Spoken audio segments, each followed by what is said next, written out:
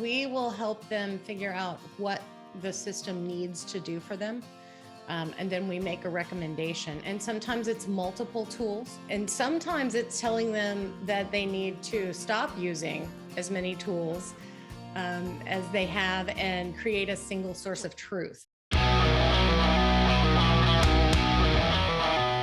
The following is brought to you by Thryv, the end-to-end client experience platform that helps you get the job, manage the job, and get credit.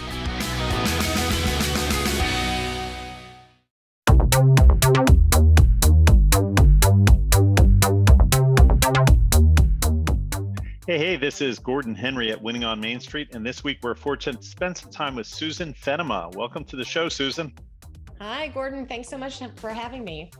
Great to have you. So, quick intro on Susan. Susan Fennema is the Chaos Eradicating Officer, CEO of Beyond the Chaos, a consultancy helping small business owners extricate themselves from their day-to-day business operations so they can grow their businesses and get their lives back. Very interesting. So, Susan, I know in your literature, your website, you use the word overwhelm a lot to describe how you help SMBs. And I think those of us who are working with SMBs all the time certainly get that.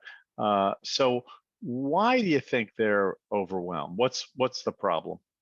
Many small business owners, especially of the size we work with, we're working with owner operators, essentially. So it's got to be a very small company, 25 people or fewer, or you can't operate it if it's above that. But with these types of companies, the people who start them tend to have been fantastic at their trade. Many times they are suffering under the weight of success, and they've achieved that success almost in spite of themselves. They didn't understand when they started their business that they had to do marketing and HR and finance and handle project management and handle client issues and all of that stuff that comes with being a business owner. And sometimes they don't do it well. They're a great visionary and they can see what they want to create, but making it happen is the bigger challenge. And so how do they get out from under the weight of what they've built themselves is a big challenge. And that's where we can come in and really start taking things off their plate for them, helping them implement process to simplify things, helping them be able to have dinner with their spouse in some cases. So many times we have found that people come to us when they've hit rock bottom. And we'd love to talk to them before they get there. But many small business owners also feel like they have to do everything. It's their baby, so they have to do it. And that there isn't help available. And even if there was, they don't think they could afford it. Right. So what does a typical assignment for you and your company look like? And do you offer any guarantees or promises? Just walk us through it. How does it work? We start with phase one, essentially, which is discovery. Most software developers and advertising people are aware of what that means. We work with a lot of those groups, by the way. But the thing is to dig in. We believe we serve the owner, not the business. But by serving the owner, we will make a better business. So we want to know what the owner is doing every day. We do an owner activity spreadsheet with them of literally, we want to know every little thing you're doing. Just jot it down throughout the day as you're working. And then we also dig into their software tools. How are they managing projects? We really only work with project-based companies. Now we use that term loosely. It could be installing an AC unit is a project. But not companies that manufacture or sell widgets. So it's usually a project management function that we're looking into. So what software are they using? Are they using a CRM for their sales? What is the path of their client from the first time they touch them to the end when they get a glowing review or a case study or whatever they're after? And we figure out where the gaps are, where the owner is involved that he or she shouldn't be, and we start helping them put software and process and structure in place. Yeah, this subject about software and creating processes and systems for your business is something we talk about quite a bit on this show, and it seems to be critical and kind of an obvious area where a lot of entrepreneurs fall short, at least when they're in the early stages of running their company.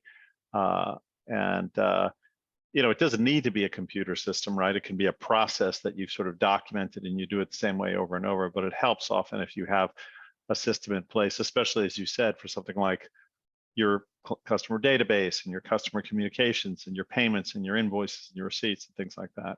So do you get into analyzing that and then recommending the system and even installing the system? Is that part of what you do? Yes. So we will help them figure out what the system needs to do for them. And then we make a recommendation. And sometimes it's multiple tools. And sometimes it's telling them that they need to stop using as many tools as they have and create a single source of truth. And we can help them do that too, help them gather that information into one place so that everybody knows what's going on. Now, I know you call yourself the CEO of your business, Chief. What is it? Chaos Eradicating Officer. Chaos Eradicating, which it sounds like you've done successfully.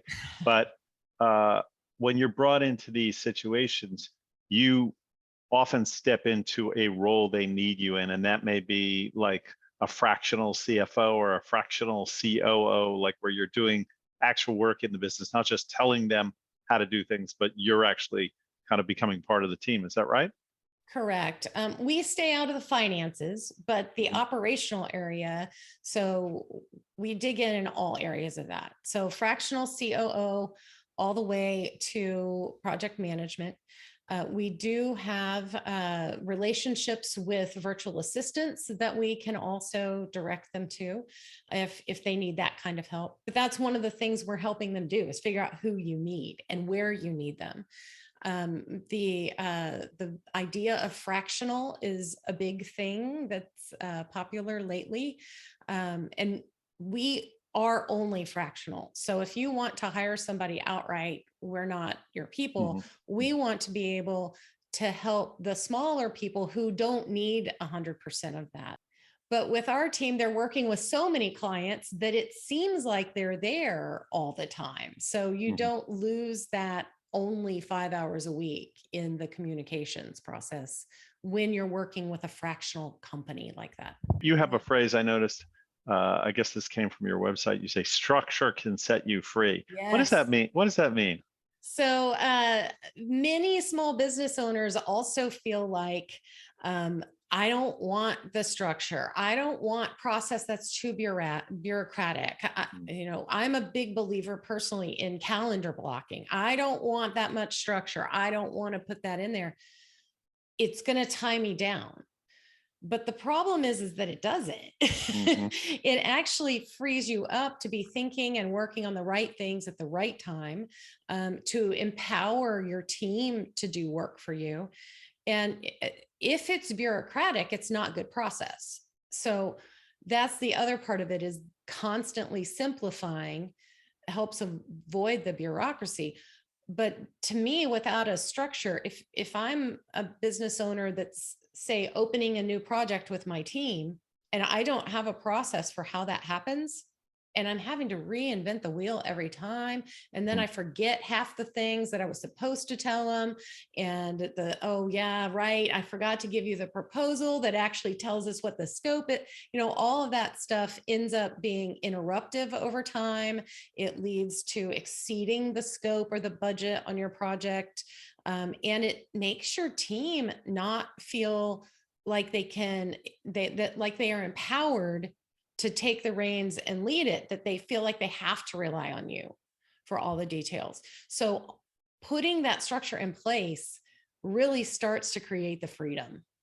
Now, I thought it might be useful to hit on just a couple of specific subjects that you talk about in your blog. I was reading about all these specific areas where I guess chaos gets created, and I thought I would allow you to maybe say a couple words about each one. So, Sure. so in your blog, one of the things you talk about is email management. So why is email management a problem for small businesses? It is the most interruptive thing in our lives. And it is not anything that you can't manage a project through it. It doesn't have deadlines. You can't assign a task. You can't build a timeline in it. Everything that comes in feels urgent. Hmm. And as business owners, it's kind of a relief because it's stuff that you can go through and answer, and you feel like you're making progress, and you're like, oh, this is great. And then you're like, I've done nothing for 2 hours. Right. So making sure that the things in your email are going to the proper tools, whether that be your project management or your CRM, really helps with that. And I'm a big proponent of having a virtual assistant who checks your email for you. Another one you talk about is clear communication and saying no. I think we all have a problem with saying no sometimes. Why is that such a big thing for small business owners? Small business owners tend to avoid confrontation, Mm. and especially when it comes to money. So, if the scope on a project changes, instead of approaching it completely unemotionally, because it's not emotional, and explaining, well, we changed this, and the result of that is it will take an extra 2 weeks and it will cost X dollars. And then giving the client the opportunity to decide whether or not it's worth it to make the change is often a step that's missed. The client asked for it, so we did it, and then we billed them, and now they're mad. And so that clear and concise communication up front makes such a difference in the relationship with the client. And to know that you're working on something that's of value. Sometimes the client's just talking. They don't mean, oh, I want to spend $10,000 on it. You have to make sure that they know what they're getting into, I guess. Yeah. We're professionals. We know what it is. They don't. Yeah. Yeah. Okay. And one last one, a favorite of mine, exit planning for small business owners. So, Yeah. that's a big one in terms of how they think of building the value in their business to eventually exit. What are your thoughts on that? I'm a firm believer in having the end in mind, and knowing how you're going to get there. Uh, and there's different ways for different kinds of businesses. Some business, maybe your plan is, I'm just going to close the doors one day. Okay, that's a fine plan, and you can have that plan, but know that's what you're doing. I talk to a lot of business owners who are like, I'm going to sell my business. And you look at their business and you're like, all you have is a client list. You don't have anything to sell because you are doing everything. And we don't believe in slavery. They can't buy you. So, setting up that structure so that you have a business to sell or even hand down to children is really important. Without that, you don't have anything to sell. Right. Right. I always like that lesson because it really brings you back to all the things you're talking about, the systems, the processes, procedures, right? Because if the business can run without you, then you have a business. If the business requires you, you have a job. Right. You have to think about, can another CEO see themselves step into your shoes? When we come back, we're going to hear about Susan's thoughts on what she would tell future entrepreneurs who are thinking about starting a business. Stay with us. This episode is brought to you by GovCon Winners, the leading company in training you to become a multi-million-dollar government contractor. The founder of GovCon Winners, Kizzy Parks, who was on a recent episode of Winning on Main Street, has been awarded over $50 million in government contracts. She believes everyone in every business has something to offer the federal government, and that means you. If you've never heard of government contracting before, you've just started, or you've been in it for a while, Kizzy's proven system will diversify your income, create more options for your business, and enable you to have more security than ever before. Whatever it is you and your business provides, don't miss out on the countless opportunities to sign on with the government and boost your revenue today. Go to www.govconwinners.com now to join the waitlist for the upcoming programs. And we're back with Susan Fennema, who's the Chief Chaos Eradicating Officer, CEO of Beyond the Chaos, a consultancy helping small business owners extricate themselves from their day-to-day business operations so they can grow their businesses and get their lives back, something we can all relate to. So, Susan, I thought before we go, we would ask you, what would you tell somebody who's just thinking about starting their business? They haven't started yet. They haven't gotten into all the problems we've been reviewing. What would you tell them as they're starting out on the journey? Well, first, keep the passion, right? Because you don't have any more passion than you do on day one. After that, it's going to kind of dwindle. But even if you're starting as a solopreneur and you want to grow your business, start with process, start with having tools. So if you are repeating how you send a proposal to a client the same way every time, it means that you have more space to serve the client. So putting that structure into place, even when it's just you, is really important for your own sanity. And then the other big thing I would tell them is calendar block your time from day one. Make sure you are intentionally spending your time where you should be, and also making sure that your priorities of your personal world are not being taken away, that you're setting those boundaries, and calendaring can help you do that. Yeah, terrific.